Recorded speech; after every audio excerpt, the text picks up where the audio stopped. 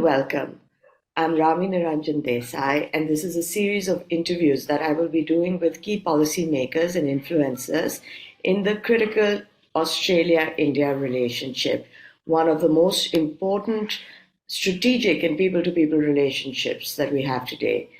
We have with us a very special guest, Professor Chennupati Jagadish. Professor Jagadish is a physicist and an academic, and the president of the Australian Academy of Science, as well as a distinguished professor of physics at the Australian National University Research School of Physics. He is the head of the Semiconductor Optoelectronics and Nanotechnology Group, which he established in 1990. He is also the convener of the Australian Nanotechnology Network and director of Australian National Fabrication Facility, ACT Node. Professor Jagadish, let me start by saying you are absolutely an exemplary diaspora success story. So let's begin by talking a little bit about your life. Your early education was in India and then you came to Australia. How has the journey been up the scientific ladder in Australia? Thank you very much, Rami. And as you mentioned, that I started my life in a very small village in India, in Andhra Pradesh, and I studied in front of a kerosene lamp till I finished my year 7. And my father was a primary school teacher, but I come from a farming family. Then when I finished my year 7, there was no high school in my village. Neighboring village is about 3.5 kilometers away. And so I was very fortunate. My maths teacher hosted me at his home during my high school for 3 years and treated me like his own child. So I have had 2 teachers in my high school, those who really made all the difference for me. Without those 2 teachers' help today, probably I'll be plowing the fields in India. I finished my high school and then gone off and then studied year 11 and 12. We used to call it as intermediate in Guntur, JKC College. Then gone off to VSR College in Tenali and did my physics bachelor's degree. Then gone off to Andhra University where I did my MSc Tech Applied Physics. And then moved to Delhi, did my MPhil and PhD. And then, of course, I worked there in Sri Venkateswara College as a lecturer in physics and electronics for 3 years. In those days, there was no internet, there were no computers, they were just coming up. And we used to get magazines by C-mail 6 months late to our Delhi University library. I used to apply for everything which I thought is relevant to me because they're all 6 months late, but they never used to give deadlines. And I had more than 300 rejection letters over a 3-year period before I got my first postdoctoral fellowship at Queen's University in Canada. I had to change my field from semiconductors to magnetics, but that really gave me the opportunity to learn something new, and also that gave me the self-confidence I can get into new areas and be able to make an impact. So I came to Australia in 1990 July with my wife and a 2-year-old daughter, Laya, and to the ANU, Australian National University. ANU is a great place to work. And then Canberra is a great city to live. Australia is a great country to, live. And it's rest is history. So things have progressed, and then now I'm whatever position I'm in now. So that's such a fascinating story, and it's amazing how, having the right teachers can make such a difference. But so let me also now talk about your expertise, especially in the semiconductor technology. What kind of cooperation can you think Australia and India can have in this field? So first and foremost, I just want to express my gratitude to both to India and Australia because without the support of India and then Australia, I won't be where I am today. And after expressing that gratitude, there are a lot of opportunities for Australia and India to collaborate and cooperate with. And so that's something which we really need to focus on. For example, in the field of semiconductors, while silicon is a technology which we focus on because of the fact that that's where the computer chips are made. And relatively speaking, both India and Australia do not have major semiconductor fabs. So that means there's an opportunity for both the countries to work together and develop the opportunities to create an opportunities for both the countries so that we are stronger together, also are able to really support each other and then work together. So there is an opportunity because of the fact that the investments in the semiconductor fabs is huge. But whereas in the areas where we got a compound semiconductors, which is not silicon based, which are used for making high power electronics, high speed electronics, and then also for LEDs and lasers, that's where both the countries can collaborate and cooperate much more closely because of the fact that both the countries have got opportunities to collaborate, and then there are research groups, those are working in these areas. And again, there's a lot of opportunities for developing the industries in both the countries as well. Reason being that in order to start these compound semiconductor-based industries, you do not need $5 or $10 billion, which you require for starting a silicon fab, and then tens of millions of dollars is sufficient to be able to start the industries in these areas. So we can really cover the broad spectrum, training of students, and then also developing this fundamental research to applied research and commercialization of technologies. So, with new regulations then coming in the US,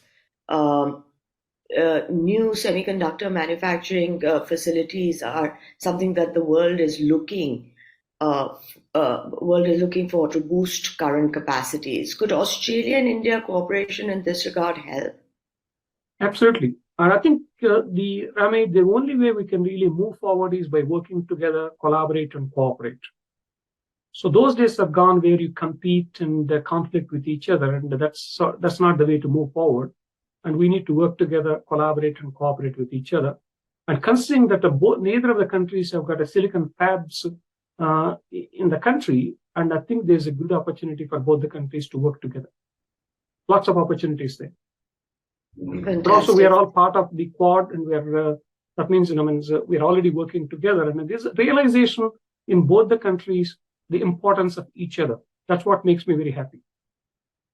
Yes, India and Australia are becoming more closer and closer, and now we are talking about a free trade agreement and various things. So that can really, and also defense cooperation and various things. So that's a good sign that we want to work together and then move forward together and progress together. Absolutely, sir. I think it's one of the newest, strongest relationships that is developing on the Indo-Pacific, especially. And I think the FTA has just been signed. So that is our sign of trust between the two countries developing. But sir, in what fields, especially in the STEM areas, do you see maximum possibility of cooperation between Australia and India? So in terms of semiconductors, design areas where there's a lot of potential for collaboration, for example. As was also as I mentioned, that these compound semiconductors, which are used for high power electronics, high speed electronics, and also for the optoelectronics, for example, for LED technology or laser technology or so, that's where there's a lot of potential for collaboration. In the area of silicon technology, again, we got some nanofabrication facilities in Australia through the Australian National Fabrication Facility. India also has created some clean room facilities in IIT Bombay, IIT Bangalore, and IIT Delhi or so. Again, there's a lot of potential for collaboration and cooperation there as well. Fantastic, sir. Let me then, ask you, what is your opinion on the rising profile of the Indian community in Australia? How should they be perceived in Australia and in India, and what more maybe could the community do to raise their profile and contribution to both the Australian life and to the Australia-India cooperation? Indian diaspora has an important role to play, and in terms of strengthening the links between Australia and India. And Rami, I always tell people, Indian diaspora are ambassadors for India in Australia, and they are ambassadors for Australia when they go to India. Yeah. So it means they're ambassadors for both the countries. Yeah. So then people say that, can you love both the countries? You love your mom and dad. So that means there's nothing wrong in loving both the countries. And then that's what I tell people. And there's a lot of opportunity for Indian diaspora to really strengthen the links between both the countries. And already there is a very positive opinion about Indian diaspora, Indian immigrants and Indian diaspora in Australia. And so mainly because of the fact that the work ethic of the people, and then the adaptability to the society, and then really being very quickly coming into the Australian culture and then adopting the Australian culture. And so that makes a big difference in terms of, that's why Indians are seen as, very adaptive people, and they get involved in the society and contribute to the society as well. So that positive image is an important one. But also once both the governments are also working together, and I call that as now the relationship between India and Australia is maturing, a mature one. So that relationship is a good one. So that could also lead to the diaspora playing a local at their own level, seeing that where are the opportunities for Australia and India to work together. There it could be in terms of education, skill sharing, and also starting companies, and many areas we could really work together, and that's Indian diaspora has an important role to play. But I also tell that Australian government also should make use of the diaspora much more effectively to better understand how can we strengthen the relationship between India and Australia. Sometimes the understanding of the cultural nuances of India is important if you want to really bring that relationship even closer and stronger. So that's why, in fact, we produced a report as part of the ECOLA, Australian Council of Learned Academies, where we prepared a report called Diaspora Advantage. So really, how the governments can make use of the diaspora effectively to be able to strengthen the links between Australia and then their native countries. And there's a lot of opportunities for diaspora to play an important role. And governments also should make use of that diaspora effectively for further strengthening the links between both the countries. absolutely, sir. I think, India and Australia, with their rising profile and as key partners on the Indo-Pacific, can really use the diaspora to make, strategic strengths come forward. But having said that, sir, let me also ask you, you have, this would be one of my last questions. You have, had such a fascinating life, and you've made this very long journey from India to Australia. What would you say to all our young Indian students who really would like to come to Australia and study and make a life there? So in general, Indian students have the tendency to work towards the West, and traditionally, whether going towards US or UK or Europe, and that's been the tradition. But in all honesty, I can say that quality of life in Australia is phenomenal. If you want to have a good opportunity to career progression, as well as if you want to have a high quality of life, Australia is a country to live. In fact, people always ask me, I get a lot of offers from US and Europe and other places. I say that, why don't you move? I say that, what for?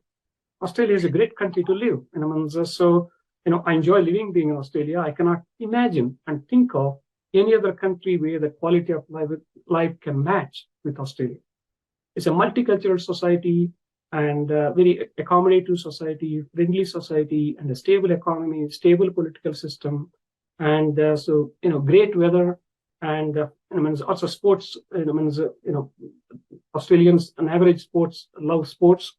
Also that health conscious as well. So it's a great country to live.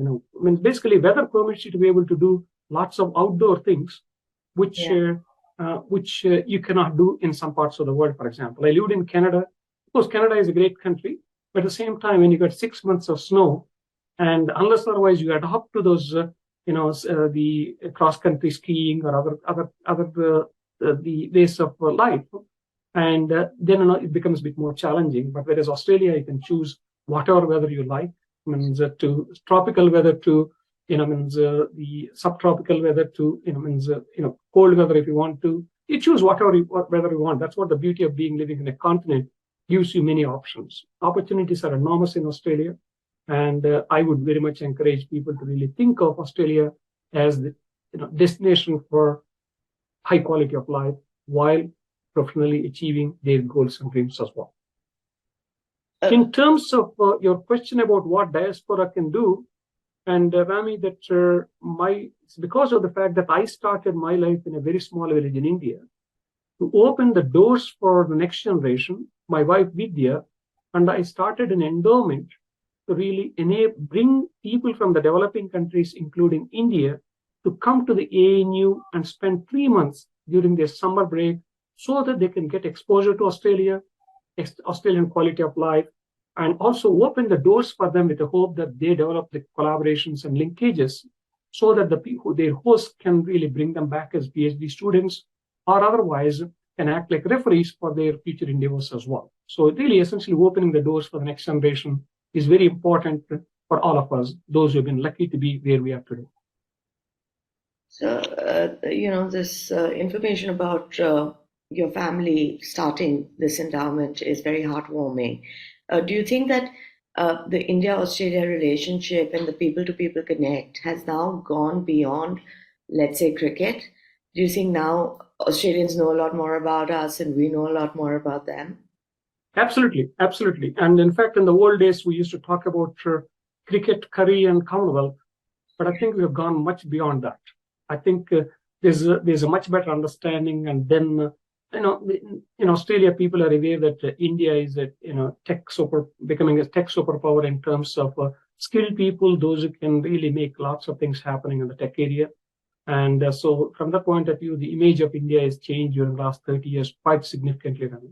That's a positive outcome from the India's point of view as well. Well, Professor Jagadish, on that really positive note, thank you very much for your time. I really do appreciate it, and I hope to have you back sometime very soon on my series of interviews.